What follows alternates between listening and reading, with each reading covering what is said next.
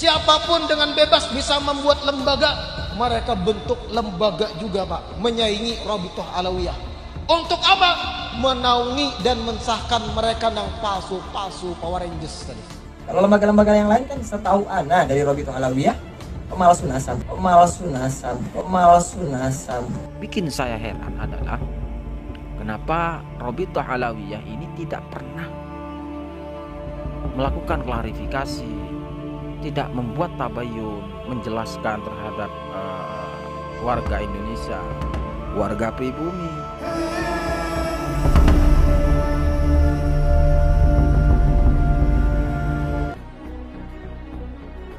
Dan kalau bagi Anda yang merasa masih keturunan, urusin di Rabithah Alawiyah. Karena Rabithah Alawiyah dan Naghabatul Ashraf adalah, Naghabatul Ashraf Al-Kubra adalah salah satunya lembaga, satu-satunya lembaga yang bisa dipercaya. Begitu. Ya. Selain daripada lembaga-lembaga yang lain, wallahu alam. Kalau lembaga-lembaga yang lain kan setahu ana dari Rabithah Alawiyah pemalsu nasab kan gitu. Mereka yang palsu-palsu menyaingi. Mereka lihat celah dalam aturan negara Indonesia. Siapapun dengan bebas bisa membuat lembaga. Mereka bentuk lembaga juga Pak, menyaingi Rabithah Alawiyah. Untuk apa? Menaungi dan mensahkan mereka yang palsu-palsu Power Rangers tadi. Wah, jadi nih muhibbin harus paham nih. Bebuhan yang palsu-palsu. Wah, ini mengolah juga lembaga-lembagaan. Memang dalam kacamata negara sah, terpenuhi, akta notaris ada, karena itu urusan kenegaraan. Tapi urusan database nasab, family tree, habaib, kami punya manuskrip yang tua dan kadakawa dipalsukan. Lembaga yang hanyar-hanyar kada diisi. Jadi apabila ada orang mengaku Habib tapi nasabnya bukan dari Rabithah Alawiyah, bukan dari Maktab Daimi, malah dari lembaga yang hanyar muncul tahun 2020, 2021, 23 tahun yang lewat, maka itu dikatakan Habib palsu. Nyaringi Habib, nyaringi Habib palsu, Habib palsu. Nah jelas. Kenapa jadi ulun tegaskan ini? Banyak benar nang gadungan ini. Kalau ada yang lain ngaku Habib, pian keluaran buku nasab mana? Rabithah kah atau lain kah?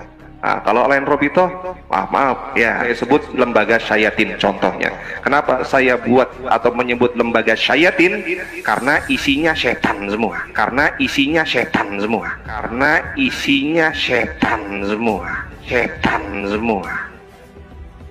Kemudian juga berkenaan dengan sekarang ini banyaknya Habib-Habib palsu yang menunjukkan buku, maka kita tegaskan bahwasanya tidak ada yang diterima oleh habaib seluruh dunia kecuali hanya Maktab Ad-Daimi di bawah naungan Rabithatul Alawiyah. Terus bagaimana kalau orang mengajukan ada mempunyai buku dan itu resmi Menkumham? Ya, Menkumham itu Kementerian Hukum dan HAM itu apapun dia bikin, kalau sudah syaratnya pas lengkap dibikin. Misalkan Habib-Habib palsu berkelompok ingin membuat buku karena tidak bisa membuat buku di Maktab Ad-Daimi, maka dia membuat maktab. Dia yang membuat maktab, dia yang membuat buku, dia yang menandatangani. Sah, ya sah di Kemenkumham, tapi tidak sah di mata habaib. Ini ada banyak Habib-Habib palsu ya, yang bina bepada Habib tapi kada ada silsilahnya atau kada dari Rabithah Alawiyah, Maktab Daimi. Kita pukuli aja karena yang sah adalah dari Rabithah Alawiyah, Maktab Daimi. Jadi kalau ada yang ngomong habaib, tunjukkan dulu bukunya, kitabnya Rabithah, baru kita percaya.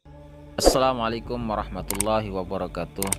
Alhamdulillah wassalatu wassalamu ala rasulillah wa ala alihi wa sahbihi wa mawalah. Amma ba'd. Sahabat sebangsa dan setanah air yang dirahmati Allah, pemirsa dimanapun berada, saya menemukan satu video. Kalau kita melihat video ini, seakan bisa melihat bagaimana kebesaran Rabithah Alawiyah. Begitu kuatnya Rabithah Alawiyah ini, tidak hanya kuat tetapi juga bisa melibas lembaga-lembaga kecil yang berdiri, di mana mereka tidak mengakui munculnya lembaga-lembaga nasab selain Rabithah Alawiyah ini. Ada semangat untuk menghancurkan lembaga-lembaga selain Rabithah Alawiyah.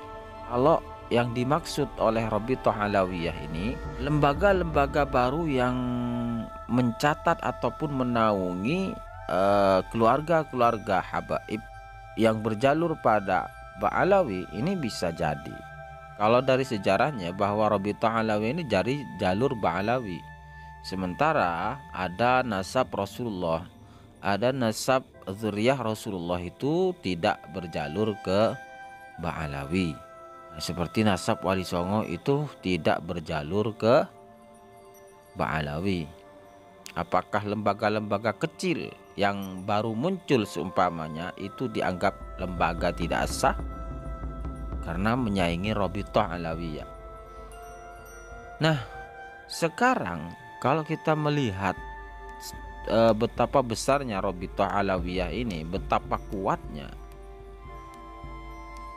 tetapi ketika ada konflik nasab silsilah seperti sekarang ini, dalam konteks kajian Kiai Haji Imaduddin ini yang bikin saya heran adalah kenapa Rabithah Alawiyah ini tidak pernah melakukan klarifikasi, tidak membuat tabayun, menjelaskan terhadap warga Indonesia, warga pribumi terkait kajian-kajian ini. Kita melihat bahwa Rabithah Alawiyah itu lembaga yang sudah lama berdiri dan juga kuat. Bahkan siapa yang akan menyaingi Rabithah Alawiyah ini bisa akan dilibaskan begitu. Tetapi ketika ada konflik seperti ini, Rabithah Alawiyah ini kemana? Kok tidak pernah angkat bicara atas nama lembaganya? Seakan-akan Rabithah Alawiyah ini menghilang begitu saja. Maka jangan heran ketika banyak warga pribumi ini mengatakan runtuhnya Rabithah Alawiyah. Banyak narasi-narasi runtuhnya Rabithah Alawiyah. Ya karena selama adanya polemik nasab ini, Rabithah Alawiyah ini tidak pernah muncul sama sekali. Dan ini menjadi pertanyaan dari masyarakat dan juga warga pribumi. Yang pasti kita juga mengharapkan, tetapi karena Rabithah Alawiyah ini tidak pernah muncul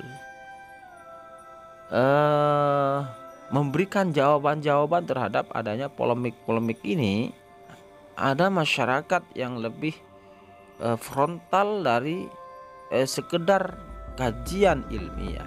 Mereka menganggap bahwa Rabithah Alawiyah ini benar-benar palsu, kan begitu.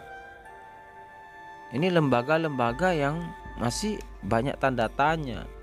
Di video tadi itu seakan-akan kita melihat bahwa Rabithah Alawiyah ini begitu besar, lembaga nasab yang sangat besar dan kuat.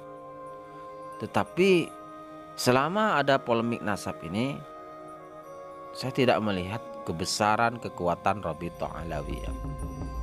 Setuju atau tidak setuju bisa Anda salurkan di kolom komentar tentang Rabithah Alawiyah. Assalamualaikum warahmatullahi wabarakatuh.